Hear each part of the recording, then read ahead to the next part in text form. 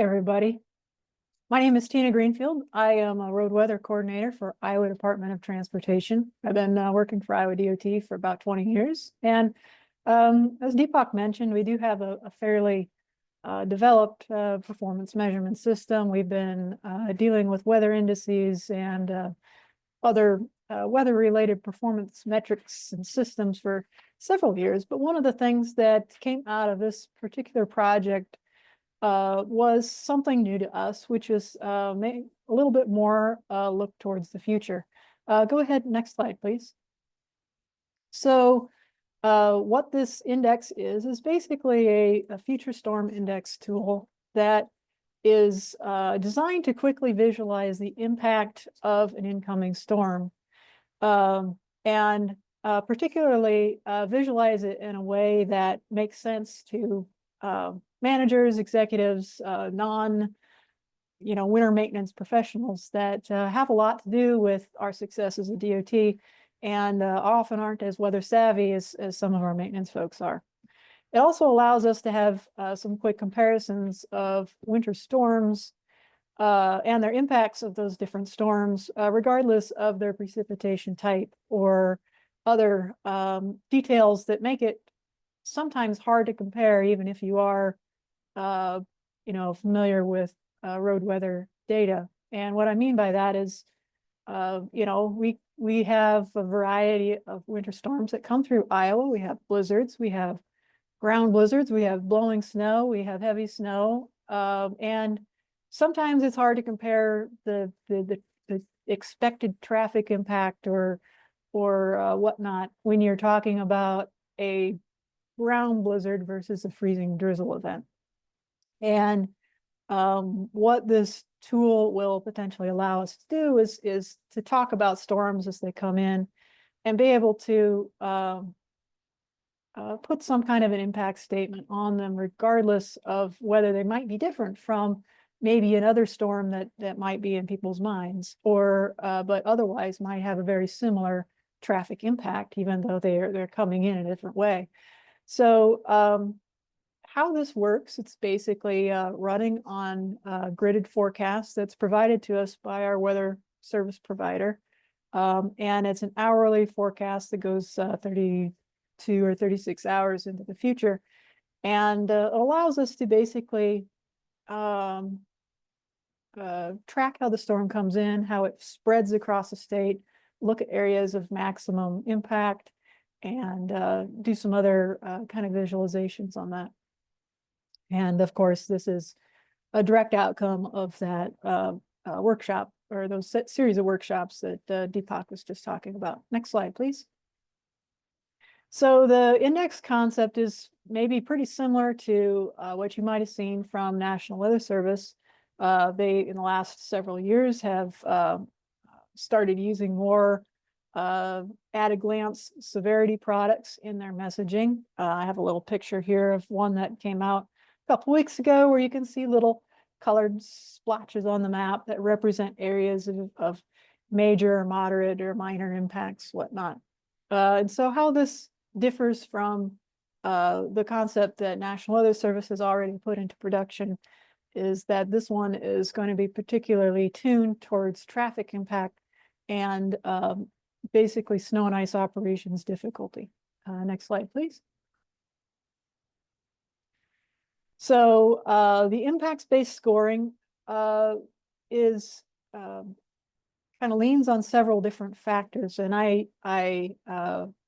will hesitate to call this a weather index because it doesn't include a couple other things that are not weather related, but are related to otherwise our ability to fight that storm or its impact on our customers on the road. So it looks at primarily for within storm conditions, the storm type. If it is snowing, it'll look at a snow rate, whether there are any blowing snow impacts, which it derives from some recent snow or snow rate information in combination of some wind information in the forecast, and then also some pavement temperature information.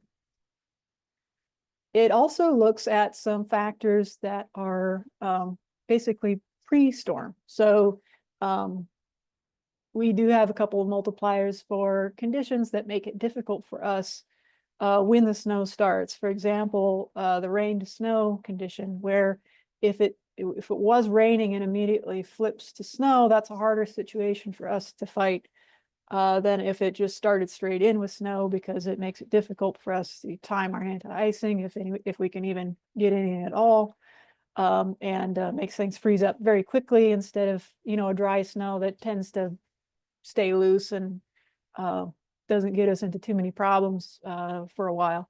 So there are things like that that kind of help kind of bump up the severity if we think that it's going to be a particularly challenging event in a start.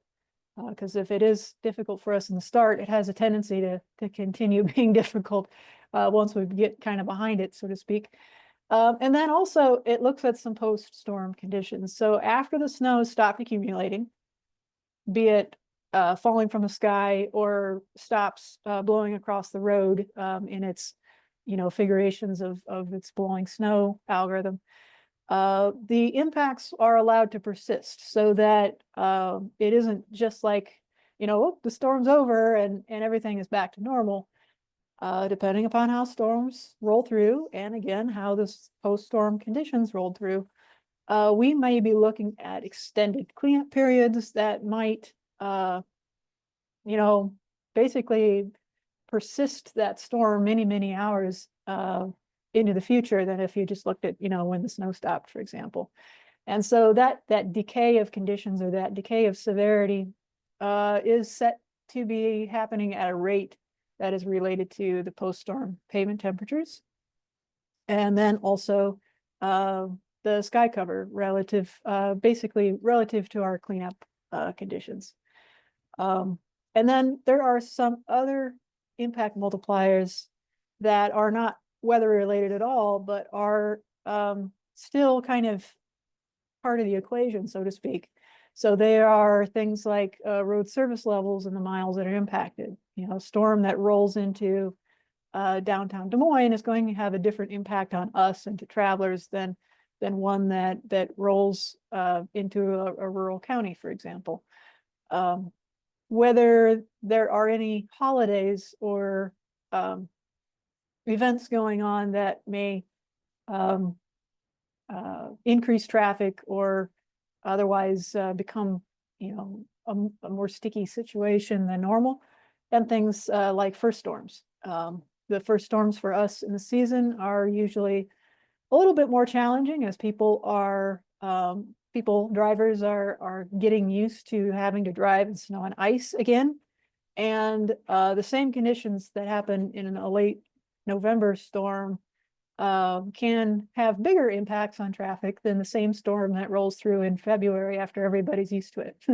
So there is also a rush hour timing factor that, again, if traffic is going to be complicating things, or weather is going to be complicating traffic, there's also some multipliers to kind of boost those time periods, as they are going to be most impactful for our customers. So next slide, please.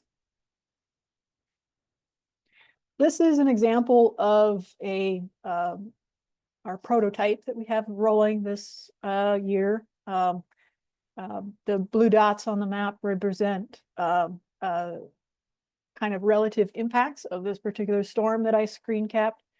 There's a total score up at the top, and then at the bottom there's a blue bar chart that represents the impacts as a time graph. So what this tool allows a user to do is each one of those dots, you could just take your mouse and scroll over the dot. It'll tell you the impact that's in that area. You can also just visually tell by looking at the size and location of the dots, the areas that are going to be most impacted. Bigger the dots are going to have the bigger impacts. And then if you are interested in particular locations or whatnot, there's a scroll in the middle that allows you to see that the Grimes area, for example, was going to score 12.28 during this particular stretch of 32 hours. And then there's some time selectors that a user can, narrow the time range or things like that.